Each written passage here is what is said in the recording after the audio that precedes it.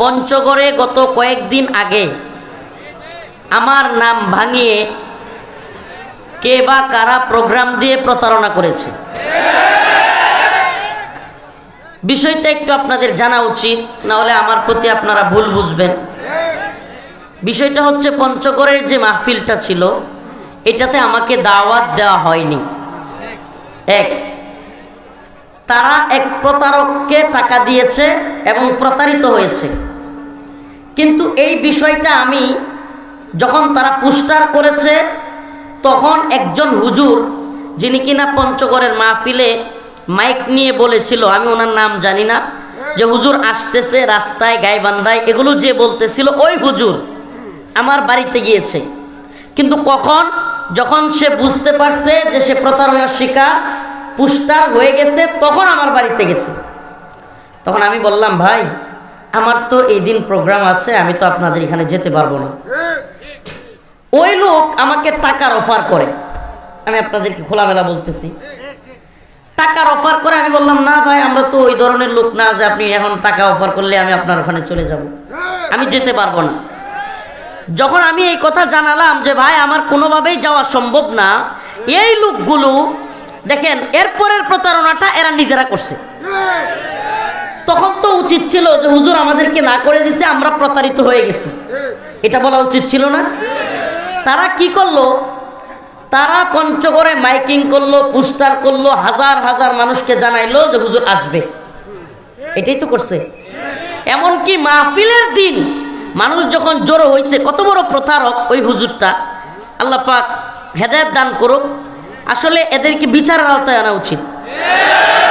আপনি আমার বাড়িতে গেলেন, আমার সাথে কথা বললেন, আগে আপনি প্রতারিত হয়েছেন, টাকা দিয়েছেন, এটা না হয় মানা যায়, কিন্তু আমার সাথে কথা বলে আইসা পুরা পঞ্চগড়বাসীর সাথে আপনি কিভাবে প্রতারণাটা করলেন? এরপরে কি হলো, আমি ওইদিকে বাড়িতে রাতের বেলায় আমার সাথে যে থাকে সফর সঙ্গী, ও আমারে দেখাইতেছে, হুজুর আপনি দেখেন, আপনার গাইবান্ধা হসপিটালে পাঠাই দিছে। আমি বলি, কি বলো? পরে আস্তে আস্তে শুনতে শুনতে বাংলাদেশে যে ইতিহাস আমার নামে কোনো জায়গায় হয় নাই, আপনারা পঞ্চগড়বাসী সেটা করছেন। মিডিয়ায় নিউজ, ভাইরাল বক্তা আসে নাই, এই না সেই না, এরপরে এই উকিল নোটিশ, আরো কত কিছু।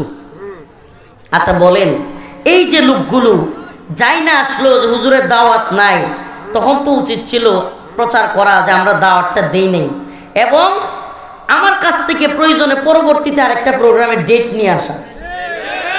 কোনোটাই না করে আমাকে টাকার অফার দিয়ে না পেয়ে এলাকায় এসে প্রতারণা করেছে।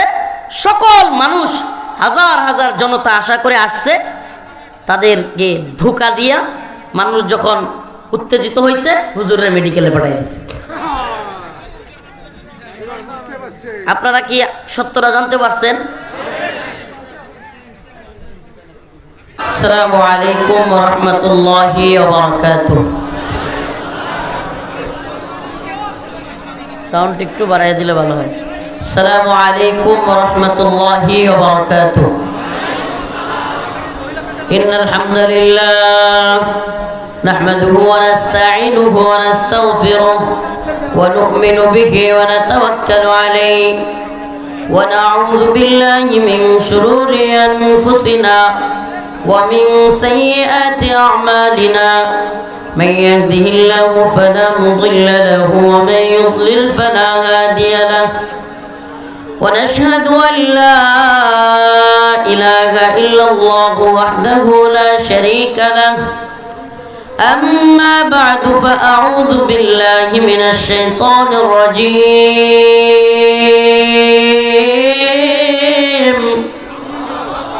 بسم الله الرحمن الرحيم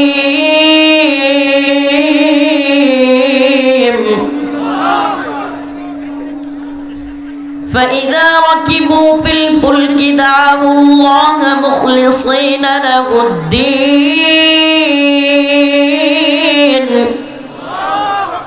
فلما نجاهم إلى البر إذا هم يشركون صدق الله مولانا العظيم وصدق رسوله النبي الكريم ونحن على ذلك من الشاهدين والشاكرين والحمد لله رب العالمين সকলে একটু দরুদ শরীফ পড়ি اللهم صل على محمد وعلى آل محمد كما صليت على إبراهيم وعلى آل إبراهيم إنك حميد مجيد اللهم بارك على محمد وعلى آل محمد كما صليت على إبراهيم وعلى آل إبراهيم إنك حميد مجيد اللهم بارك على محمد وعلى آل محمد كما باركت على إبراهيم وعلى آل إبراهيم إنك حميد مجيد নূরে মদিনা কওমি মাদ্রাসার হাফেজ ছাত্রদের পাগড়ি প্রদান উপলক্ষে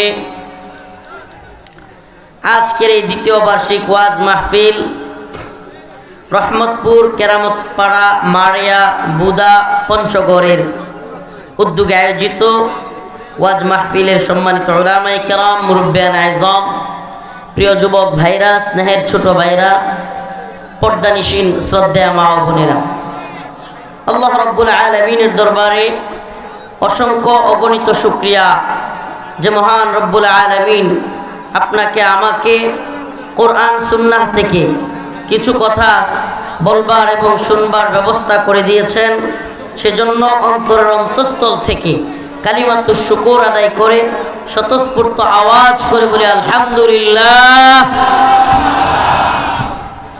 প্রিয় ভাইরা আমার, যেহেতু পঞ্চগড়ে আসছি একটা বিষয়ে কথা না বললেই না। এবার মূল আলোচনায় আসি। فإذا ركبوا في الفلك دعوا الله مخلصين له الدين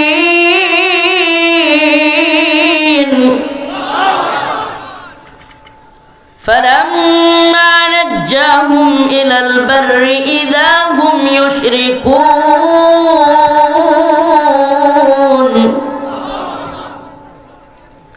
এই আয়াতের আলোচনা বোঝার জন্য প্রথমে আমি একটু শানে নজুল বলিনি।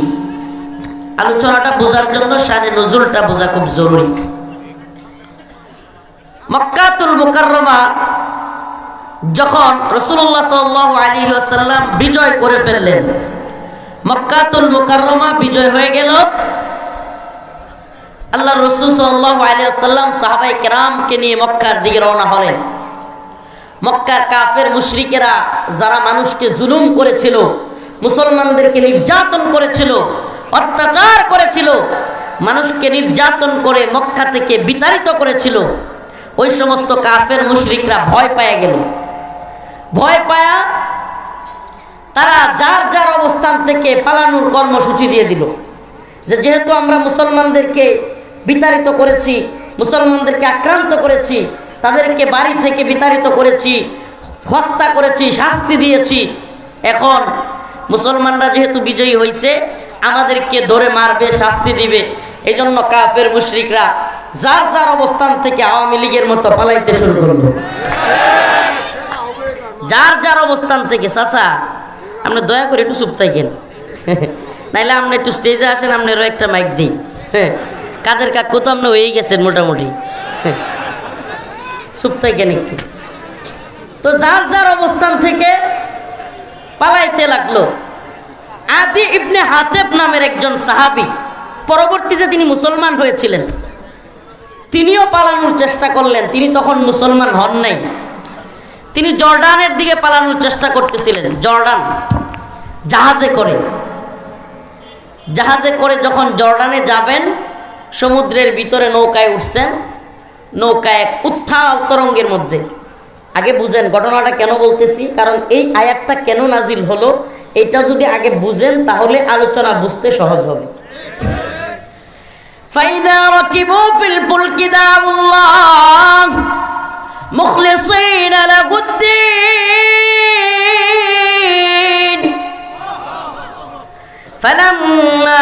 নাজ্জাহুম ইলাল বাররি ইযা হুম ইউশরিকুন।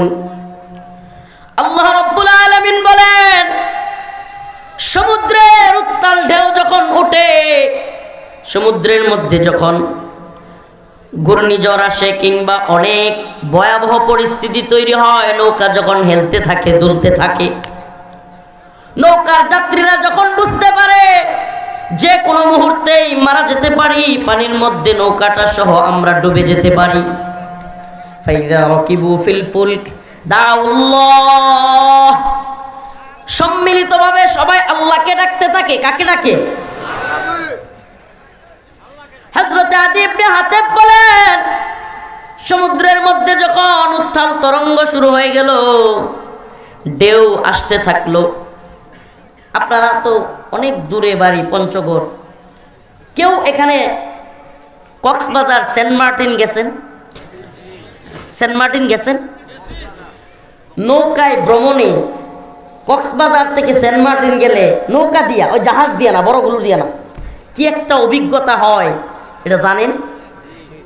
নৌকা দিয়া গেলে অবস্থা এমন হয়, যারা বেড়াইতে গেছে সেন্ট মার্টিন নাই ভাই, পানি দে পানি দে, কিসের ভ্রমণের আনন্দ, এমন ভয় তৈরি হয়, আতঙ্কে খালি পানি খায়। মানে সমুদ্রের উত্তাল ঢেউ যখন আশ্রে পড়ে, মনে হয় এখনই মারা যাব, কিসের বেড়াইতে আসছি। তবে আমার ড্রাইভার নজরুলের মতো লোক যারা যারা আপনার হইল গিয়া, যেটাকে বলে আপনার ইংলিশে একটা কথা আছে যে এরা হইলো মানে বেশি রিস্ক নিতে পছন্দ করে, রিস্ক নেই, অ্যাডভেঞ্চার টাইপের, মানে এরা হইলো রিস্ক নিতে পছন্দ, কিচ্ছু হোক, তো এরা আবার মজা পায়। অ্যাডভেঞ্চার যারা বা একটু রিস্ক নিতে মজা পায়, এ ধরনের লোক আল্লাহর পৃথিবীতে আছে, নাউজুবিল্লাহ, আছে, দুনিয়ায় আছে না নাই?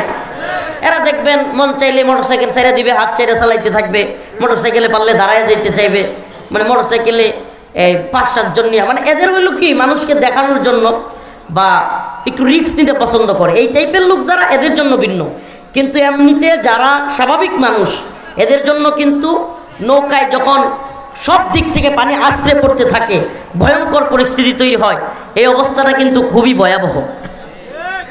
প্রিয় ভাইয়েরা আমার, যখন নৌকার মধ্যে উত্তাল ঢেউ শুরু হয়ে গেল, আদী ইবনে হাতেম বলেন, নৌকার উত্তাল তরঙ্গ দেখে নৌকা ডুবে যাবে, সবাই মারা যাবে, সবাই চিৎকার করতে লাগলো।